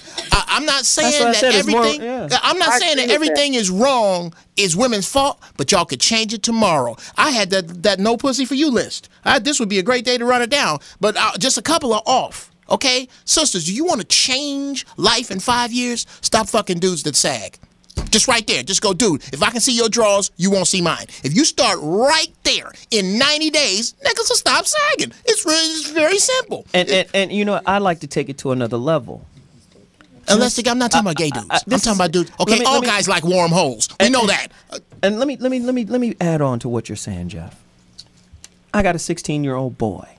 I teach my son. The lion. Yes, I say, man, don't date an opportunity mercenary. What do you mean, Dad? Delta Force 1 to base, 6'3". No, I told him, I said, there are girls out there who already see your trajectory. Exactly. You understand? You got a 3.5 grade point average. You taking Chinese 2. Killer outside shot. You balling fools up. Colleges are looking for you. There are girls out there, not all, but some, who have been raised to look for the golden kite. She's an opportunity mercenary. Listen, listen, I tell people this all the time. The black man in American culture has learned to hustle because the system hasn't always been favorable to him. So he learns to hustle outside of the system. Women hustle from the inside. They buy in, men sell out. Entrepreneur is French for hustler. You understand what I'm saying? So what women have learned to do in terms of baseball is get on base. Men are trying to hit it out the park, right? So we're operating outside the system. Women are working it inside the system. Do you understand what I'm saying? So I'm saying she's looking at you as an opportunity, right? So then I tell my daughter the opposite. You can't have a price. Because what happens is men in this system, this society, the way it's built, what we do is accumulate. Because we know if we accumulate, we can let the accumulation speak for us as opposed to us speaking directly to the woman. Amen. For you real. See, I got rims, bitch. I got my own place. I can pay for all of this shit here. Now, is you in or is not? You out? And is that most your women, price? ask yourself a question. Tiger Woods worth $500 million. There's a line. If Tiger Woods did a damn press conference today and said, guess what? I don't believe in marriage, but I love cooter. I'm taking all cooter applications this evening. That's it. There's a cooter booth right over here. Rinse it out and bring it on down. That damn cooter booth would be around the line. Now, it'll be all wrapped around the block. Oh, my God. So that's my point. I'm telling women, stop having a goddamned price. I tell my daughter, you need to value yourself in a way that you understand that virginity equals divinity. And when you give it away, you must give it to a divine being. If not, most women don't even know what I'm saying right now. You know why? Because they've thrown their intuition in the trash. They don't feel intuitively. They only feel socially. Only thing wow. Only thing virgin in their house is the olive oil. Everything else has been. No. Kibibi Springs, go deeper. And then I'm going back to Sixx. Okay, so I don't even know where to start with all. I don't even know where to start. Okay, first of all, if you're talking about a particular age bracket of women, first I want to say this: there are women out there who have a very high moral standard. Okay. And there are women out there who Let her have it. Go ahead, Kibibi. who are going through the paces. So let's not generalize that all women are out there gold digging. Girl, you know your daddy. See, that's the problem. Right. You Nobody said all. And I'm going to say having a high moral standard doesn't mean you're a good person either. No. So let's go ahead, though, True, Kibibi. true. Shit. You know what pisses me off? Let Kibibi go, man. Okay, and then I got a bone to pick with you. I'm just reflecting back what Go I'm ahead. hearing. Get your fine ass gone. Okay. Shit. Right now, damn the it. circumstance requires a lot of compassion on both sides. There are a lot of us out there seeking partnership, and we can't find it because we are all looking in the wrong place. But you can't be a mercenary and compassionate at the same time. Go deeper. Well, I'm not talking about the mercenary. I don't flock with those birds. So, Good. Thank you, baby. you know, Shit. that's not the company I keep. I can't speak for them and what their agenda is, what their parents may have taught them, what their mama taught them. But I know, yes. I ain't saying nothing. Let her finish. Come on, I man. didn't say nothing. You just looking at her and it pisses her off. Go ahead, It's that Kibibi. alpha male shit. I'm saying that grown women need to be modeling for younger women a different standard. Mm-hmm. And yes, we have gotten far away from the path we were on as a unit. My parents are still married. There's a whole lot of commitment there. There's a lot of us who are witnessing things that are the anti of what we're talking about. But you guys, you do have to recognize if we're grading it on a bell curve, you guys are the minority. You guys are rare. We are the minority. And that flips both ways. That flips both ways. Put it this way, there's more no good motherfucking dudes out there than there are really, really good dudes. And there are more no good motherfucking women out there than there are really, really good women. What we have to do is look into ourselves and find out what belief system we have running that magnetizes the corresponding experience. If you get a no good motherfucker, there must be a no good belief system working in you. You got a no good program in it. And that's the purpose of having that person drawn to you. Go deeper into it, Tim Alexander. Oh, I got a bunch of stuff. Okay. Eve was mentioned. I have a theory I call the second coming of Eve. First woman on earth. Her name was Eve. Okay, Adam's in the garden. He didn't touch that fruit. I don't know how long he was there. It didn't get touched until Eve came down. The serpent knew who to talk to. And God made a weakness in man, and that is for a woman. There's something about a woman, from Samson to people that kings and they started wars over women. Samson, After David. Eve ate that fruit, her eyes were open first. But she already ate it. So she comes up to Adam and says, take a bite. She convinces Adam to. He eats.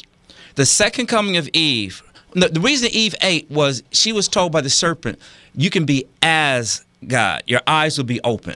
So she wanted her eyes open, so she ate the fruit. Her curse, man had to work.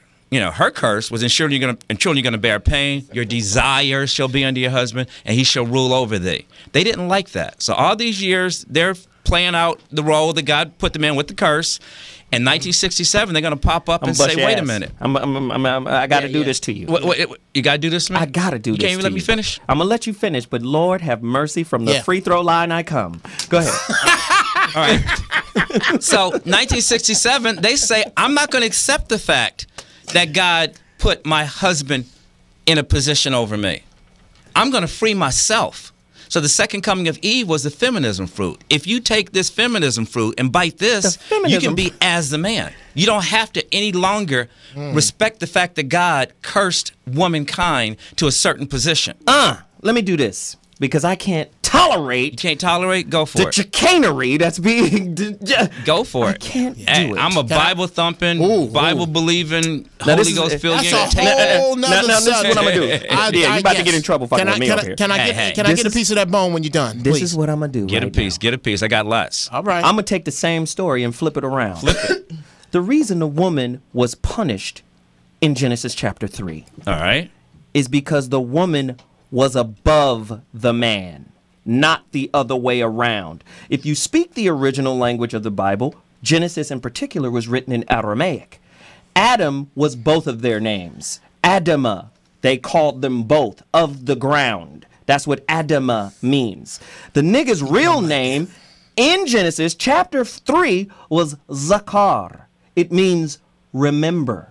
This is where the Muslims get their word dhikr, remembrance. Just remember, nigga, not to touch the fucking tree.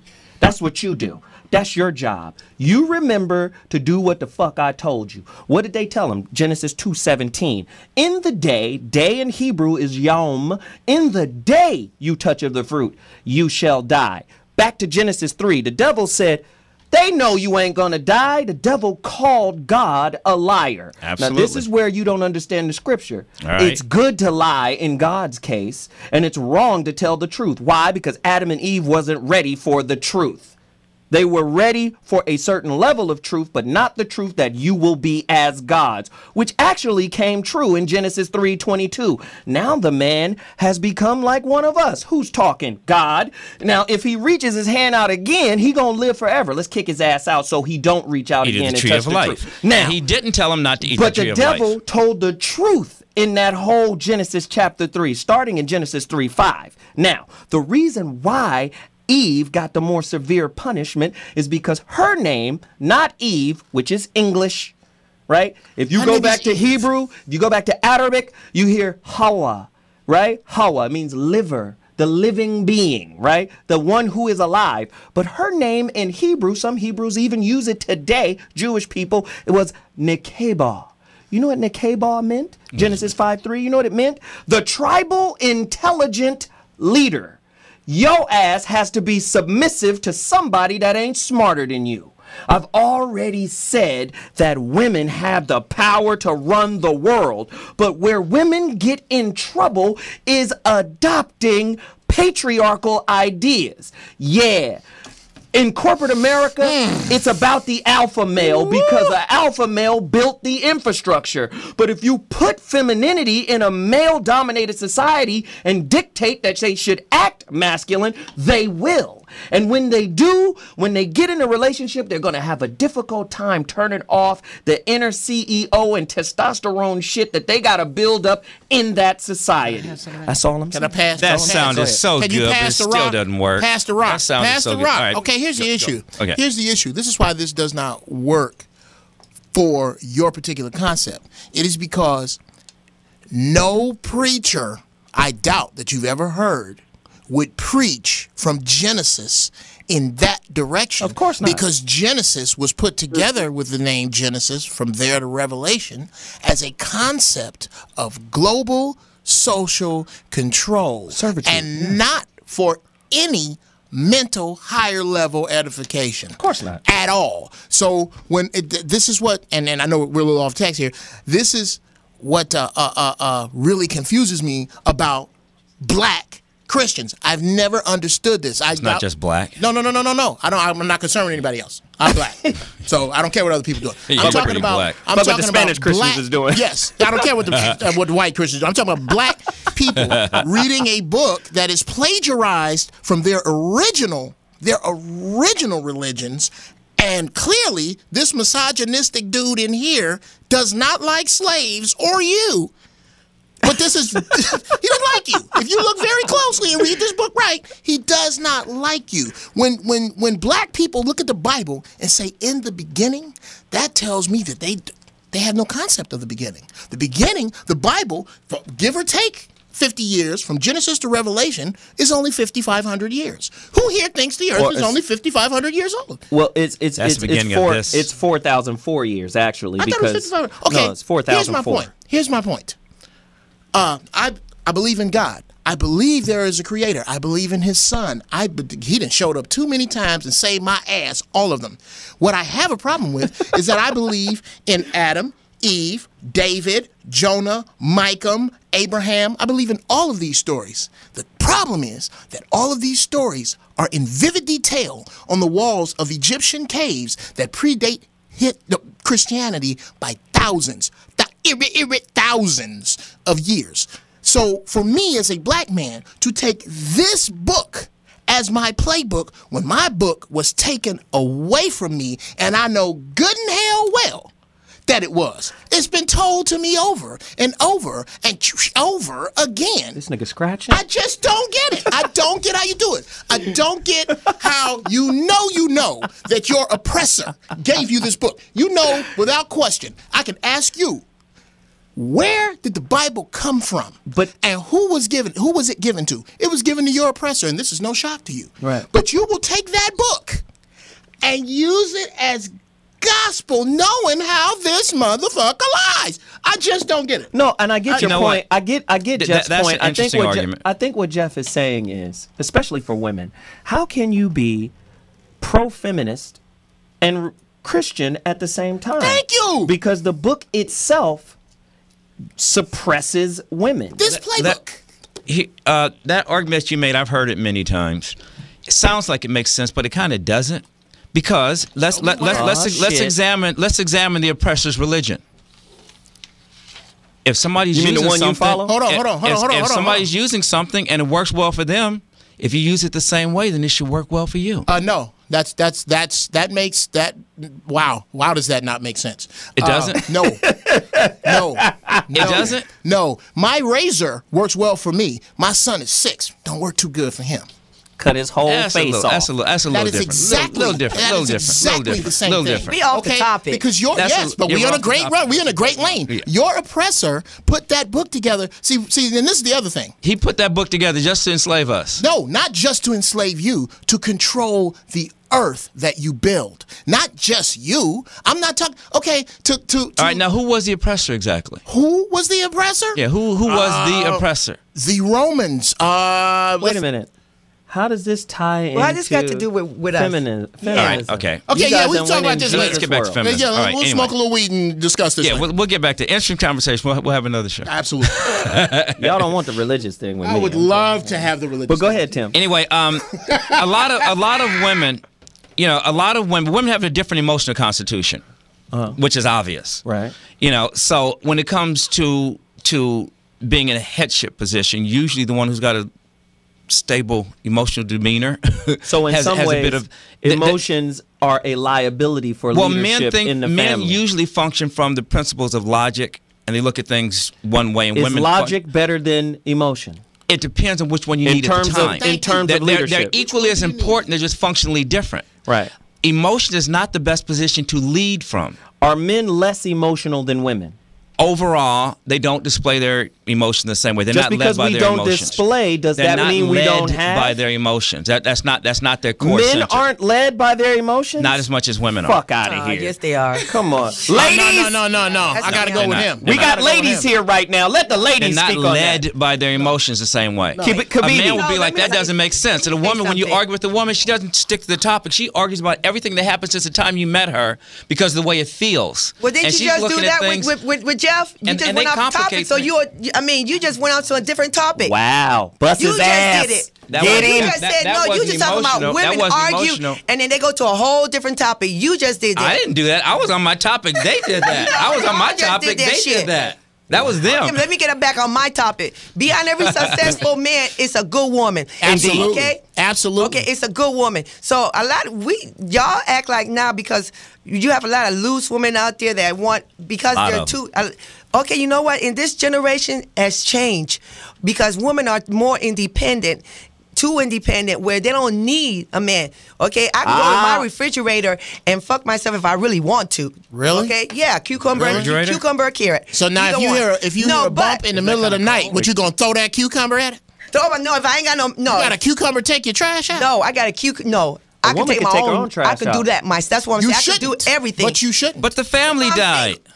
If the family's dead, but the family's dead, you ain't got no family. So many women are so caught up in their career where relationship don't matter to them. And the family Okay. died.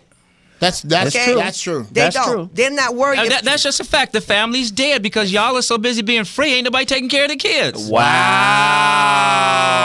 Let me tell you something. I got 3 kids. I got 3 freaking. And they're wild. No, I'm not saying no, yours, no, but I'm not saying no. yours, but overall the kids are wild. Yeah. That's when they get pregnant while mama's at work. Wow. That's when they're out running the streets. That's when they're learning how to shake their booty in their bedrooms. They can post it on YouTube while mama's at work. That's ain't why the even boys gotta don't know do- how to be a it man ain't even because gotta mama do ain't with got no mama. balls. She can't teach a man how to be a man. Internet, She couldn't even the pick TV, a man. It ain't even about if wait, parents wait. got to go to work. You can't. Mama say, ain't taking Sixx. responsibility for the Sixx. fact that I her have a- kids suck. I have a modern I have a modern home that has an internet that has internet access and a television.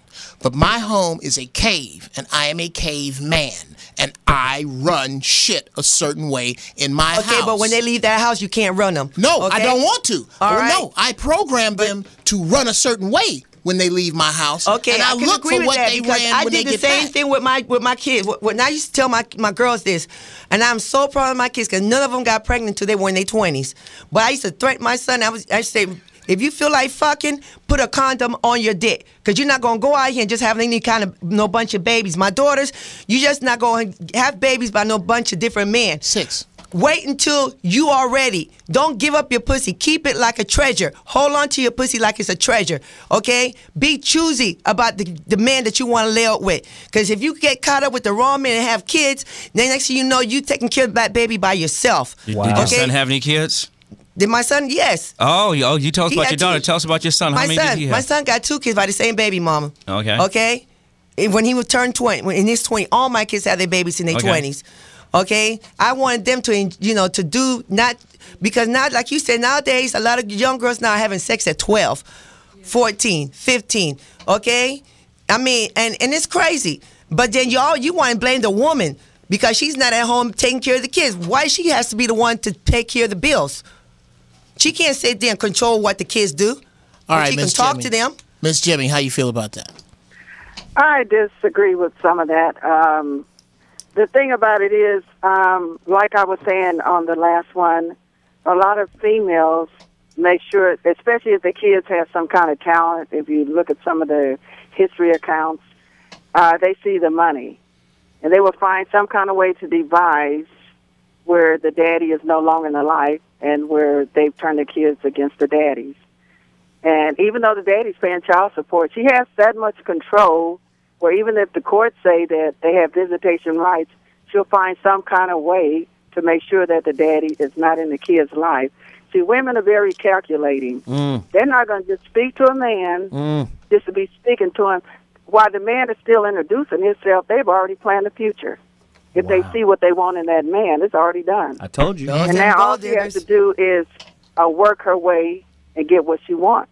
And I've seen this happen over and over. And then not only that, then you see where, like I say in my book, mama's baby, papa's maybe, that's an old saying, but it's a true saying.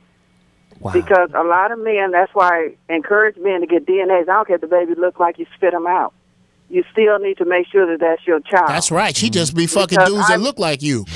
Exactly. Because you I know you her type. So many cases where these kids are grown now, but the daddy that's maybe been in the military or even a hardworking man, he finds out he never finds out that this kid is not his, Right. and he's taking care of it all his life. But the mother knows, because the reason why the mother knows, I know of some cases where they still contacting the baby's daddy. Right. Them heifers ought to be sued for fraud. So women are very, they have secrets, they deceive a lot, and we always want to put the blame on men. But see, I'm the mouthpiece for men, because men hold in a lot of their feelings and stuff, because they know if you share them, I know of men that shared feelings with women, some hurts and everything, and they'll turn around and use that as like putting a knife in their heart and then turning it. And this is, and you know what? If you guys are just tuning in right now, on the phone with us is one of my special guests. Her name is Mrs. Jimmy. She wrote the book. Tell them what's the name of your book right now and where they can find it right now. Exposed, the naked truth about women. You can go to my website called www.exposingwomen.com. You can go on my Facebook, Jimmy Dismuke, Jimie, Dismuke, Dismuke. Exposed. I'm also on Twitter, Miss Jimmy Dismuke. Wow. Exposed, the naked truth about women. Let's do this really quickly, because this is heated right now. We got callers on. Tim, Kibibi. Wait, before I go to my caller, I want to get some more Kibibi. I love Kibibi.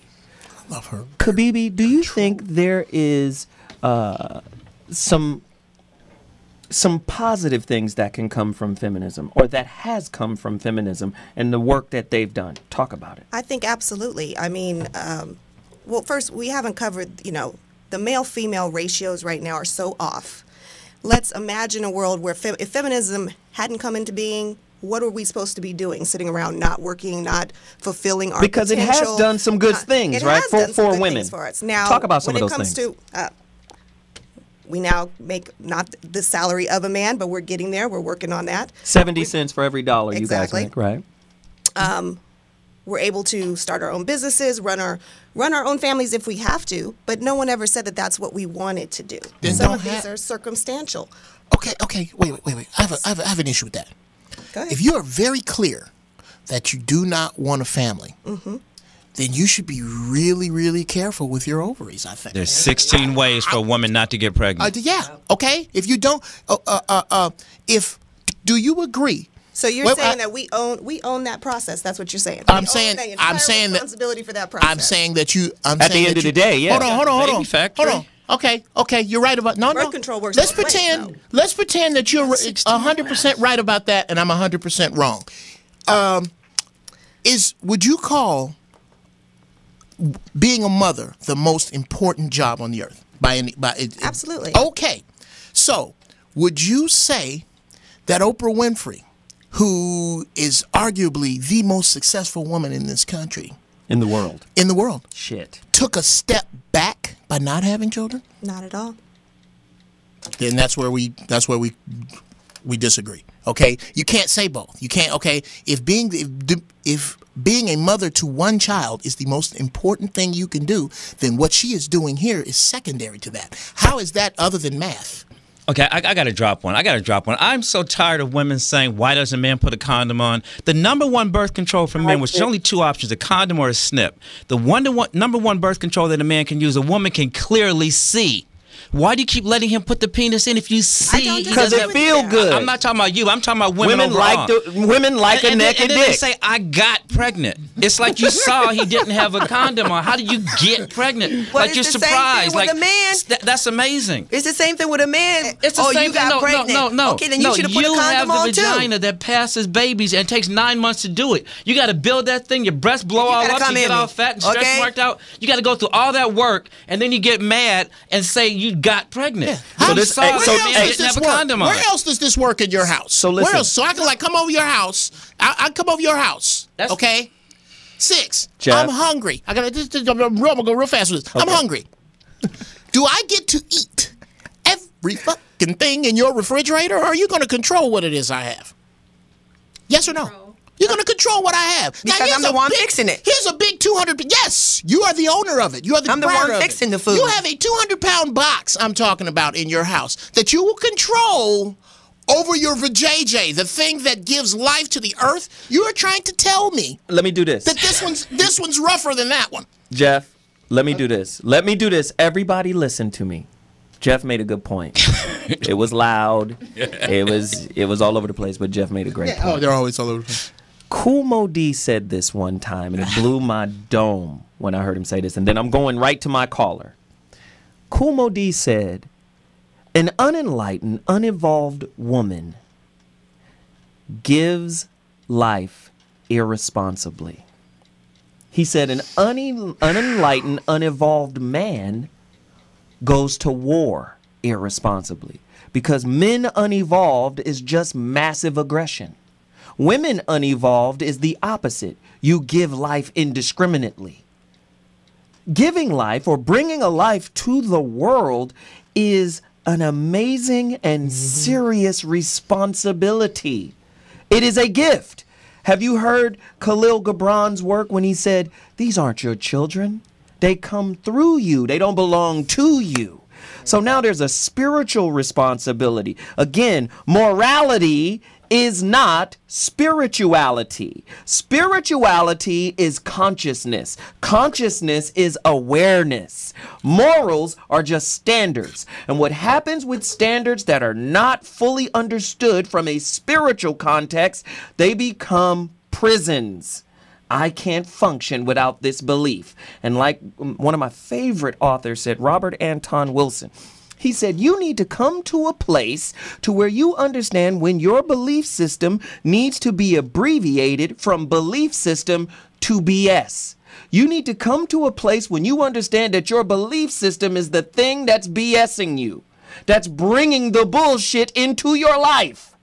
But because we don't look at ourselves objectively, why we believe what we believe, what social, religious, and cultural templates are running in our mind, what scripts, loser scripts, a loser religious script, or a loser traumatic script, what neurosis have we made normal in our lives that actually contaminates the relationships that we're engaged in? Now I got to go to my caller, Nakaya. You're on the phone. Talk to us right now.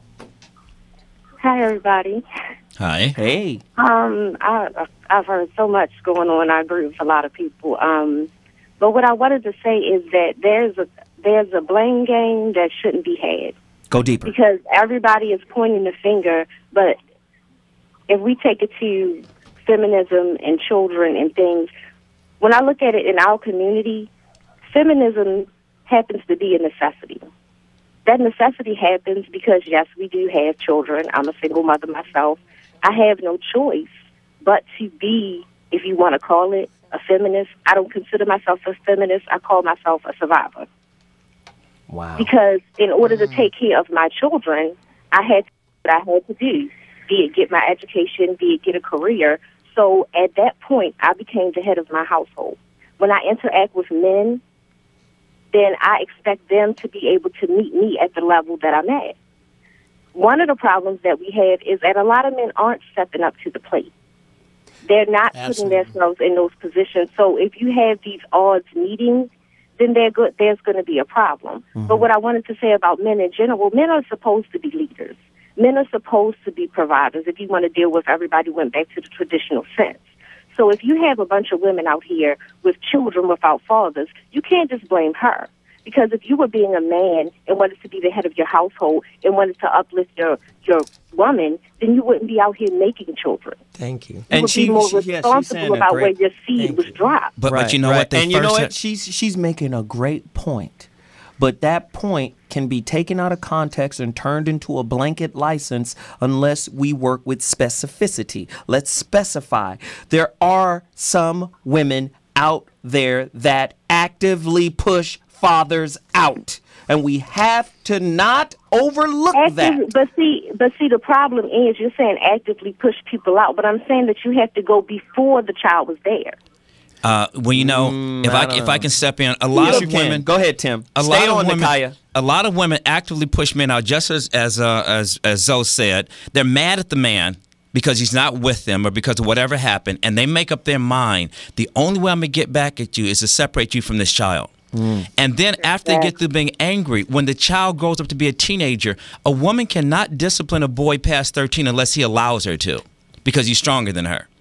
And once the boy gets out of control, then they want to send him to the father and say, you take him, I can't do nothing with him. And the father's like, this dude doesn't even respect me. You messed him up for 15 years. Now you're going to come splash him on me? But when women say that there are no good men, there are no good... Let's get into the whole thing, because then we got circumstances and then we have where it actually began. And my point is, and I don't blame either side, I think both parties are to blame. There's no blame to be had on either side. But Nakaya, let me say this. This is Zoe. Listen, the bottom line is a lot of times women want furious styles. They want to drop him off when it's too late. Oh, I can't deal with him no more. Now it's your turn to deal with him. I tried to counsel a woman recently because her son is at a certain age. I said, listen, at a certain age, a boy is going to disconnect from his mama anyway. Whether he lives with you or not. And it would behoove you to be a better mother by letting him go back to dad. And iron sharpens iron. Let me finish. Sometimes a woman will think, oh, he not responsible. He can't do this. He can't do that. But what you fail to realize is if you've been on your job and in nurturing him and instilling him with certain things, you can let him go to dad. Whether dad is a good man in your eyes or not, because guess what? He's going to be getting the other 23 chapters from the 23 chromosomes that help make him. So if you put him in that environment, he's going to learn something from dad, and he's going to be able to ascertain what kind of man he is in the first place. And how can women not realize that you can't get a man out of a woman, not in his mind. Iron sharpens iron, and they're not really men because they didn't have a man put man in them. That's not what a woman does. Wow. Go. Right, and that's what I'm saying. The point is, when it comes to raising children, we have to be more responsible in how we deal with it. I'm a single mother. I've never cut my children's father. No matter how I feel about them personally, that's their fathers. Now, they form their own opinion about who their fathers are through the interaction that they have with them.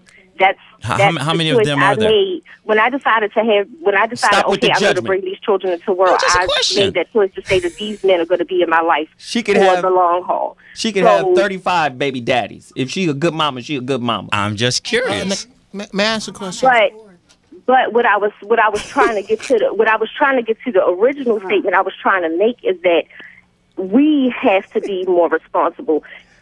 If you're gonna decide that you want to be a family man, a man that says that he wants to be a family man, when he chooses a woman, he's gonna choose a woman with those qualities that want to carry that out. Right. See, the problem is that we all, women and men, can be irresponsible when it comes to our sexuality. Especially in the black community, most of us are irresponsible when it comes to reproduction. Let me go to this caller, Jeff, and write your point down. Wait a minute, Jeff, say what it is. Nakai? A quick question. A couple, actually. Do you think... No. Just quick one? question, man. Okay. Nakai, do bitches exist? Wow. Yes. I want you to answer that too, Sixx. Nakaya, do bitches exist? Do bitches exist? Of course. Okay. Well, how would you define one? I would say, well, my terminology is a woman who basically is aggressive with no purpose. Oh, that's To fantastic. me, that's what a bitch is. Okay. Now, I'm A going to bitch, give you... wait, no. A bitch is aggressive with no purpose. I'd like you to go deeper. Okay, so basically, if you look at it, you have a lot, and I mean, I have girlfriends. You know, I have these women who are, you know, they're constantly with the chip on their shoulder. You know, when they interact with people, they have these attitudes. But these attitudes are stem from nowhere. The way that they interact with the world is aggressive, but that aggression is coming from nowhere. It's misdirected. They don't have a particular purpose in what they do. They just have the attitude, but Got it. it's not directed towards anything. Got it. You understand what I'm saying? Listen, Nakaya, you've been an excellent caller. You know, we're getting down to crunch time. I really appreciate you for reaching out and participating. I see you on the Zo What discussion board on Facebook. Y'all got to join the Zo What Morning Show discussion board on Facebook. It's crazy. I appreciate your call. Thank you, hun. We got to move to the final caller of the day. Young Wizard on the line right now. Holla at me, Young. Hey, what's up, Zo? What's happening? Young Wizard calling from Chattanooga, Tennessee. That's Same my hometown. town, Chat Town. What's happening? Nothing much, man. I've been wanting to call in for a while. This is I love your show. I appreciate it. I check it out every time. Hey to everybody on the panel. I just want to say that it's when it comes to like these discussions, that's why I really love your show. But I think one thing that should be addressed is that it seems like it's a competition versus communication thing. That's what it and is. And I think that we really kind of live in a society that promotes competition. And I think competition superficially is fine if it's not the foundation of our relationships. Mm-hmm. But it's not like that. I think it's the opposite. And I just find it really interesting. Something about between the men and female dynamic that we have is I researched the word recently, war, and I found out that the etymology of it means to confuse and perplex. Wow. And it has nothing to do with violence initially. And we're all in a state of war in ourselves, and so that affects how we communicate with each other, and because we're confused. Wow. And so and I think all of that ties in together, and I think we really have to connect the dots, and I just want to say I appreciate you. No, man, I appreciate you, man. Thanks for the call. And let me just do this before we wrap up. Let me just say, thanks. At the end of the day, listen, nobody gets a goddamn manual on how to be in a relationship and on how to be a human being and on how to see themselves and on how to uncover, the fucking traumatic knots in their lives. Nobody has a manual for that.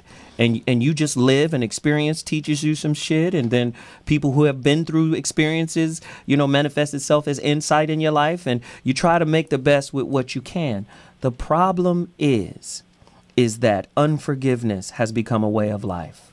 Hurt, trauma, all of these things have become religious practice in our interfacing. So now we're running to the relationship as a means to shield us from any more hurt. Unfortunately, that's just not how the dynamics of relationship work. You run into a relationship to get hurt so you can learn more. So conflict is as useful to a relationship as the devil is to the religion. You need a bad guy in order to overcome situations, right? Devil, Satan, only means adversary, and adversary produces another word, adversity. And if you don't have any adversity to overcome in your life ain't really worth a damn. So let me just say, you need it in order to get better. So I appreciate everybody who participated on this show. I love Sixx. Sixx, where can they find you? How to get the man of your dream.com. How to get the man of your dream.com, bitches. Is that dream or dreams? Bitch, dreams. How to get the man of your dreams, bitches. Bitches. Right? And then also go to Raw Talk with Sixx. They sponsor Raw Talk with Sixx. How to get the man of your dream.com sponsor me. Raw Talk with Sixx. Okay? So y'all look me up on that too. Exactly. And Tim Alexander. Yes. This dude is awesome, man. I love his ideas. I love his points. Absolutely. I don't agree with everything, but he's dope, man. So tell us where they can find you, dude. I hold court on Facebook constantly. If you look up filmmaker Tim Alexander or Tim Alexander LA, and I promise you I will keep you frustrated and on the edge and make you think whether you want to or not. Right. You don't have to agree, just think, because figure out what you do agree with. I'm going to make you think. Kibibi Springs. Yes, you can find me at lifeonsprings.com. Thanks for having me today. No, Kibibi. Yes. I want you to finish one other point really quickly. You got 30 seconds. All right, go ahead. Because I believe there are certain elements of the feminist movement that was important for women evolving and growing to the space that they're in today that are positive. I need 2 things that were positive that came out of, because we all know there's balance in everything. If there's some positive shit, there got to be some negative shit. We've covered some negative things, but tell me a couple of positive things that came from it really quickly. Well, interestingly enough, as we were talking, I think that the feminist movement has actually allowed women to become more selective, especially in this day and age. If we're talking about the capitalist divide that's happening right now, that's elevating our selection process right there. We can't afford to... Elevating or limiting? I don't think it's limiting. I mean, marriages are a collaboration that are based on, their success rate is based on some things that have been studied, and economics is one of them. Well, that's too bad, because we all know that when economists get involved in relationships, now you put a value on it, and what happens is you're looking at production versus what I call conscious awareness of oneself when interacting with other people. I agree with you, but the reality is that that is what's happening. And where can they find you, babe? They can find me at lifeonsprings.com. Damn, you're dope. Shit. Are you single? I'm not telling you about that. Yes, you will. This evening. So if you lost your job, this evening, you're gonna learn today. if you lost your job today and your woman had to take care of you and everything, would you allow that? Would you feel less of a man because here it is, your wife has to bring the bacon? You want me to answer Okay? this? I'll answer it right now in the 30 seconds. I would see it as tribute. Thank you. Because I am a royal, sovereign God King. Thank you. I would see it as tribute. And I believe that my woman has to invest in me anyway. If you invest your time, energy, love, and money in me, I'm going to manifest something that the world has never seen. And that is the woman's job. Pauletta fixed Denzel's teeth. And every successful man is a good woman. All right, we got to go. This is the Zoe What Morning Show. I need you guys to text me. If you want to get the Rebirth of Seeds, my book, hit me up on Facebook and text me, ZO to 90210. Great show, great guest. Love everybody for participating. And we see you next week with another heater. Deuces! Out. Great show.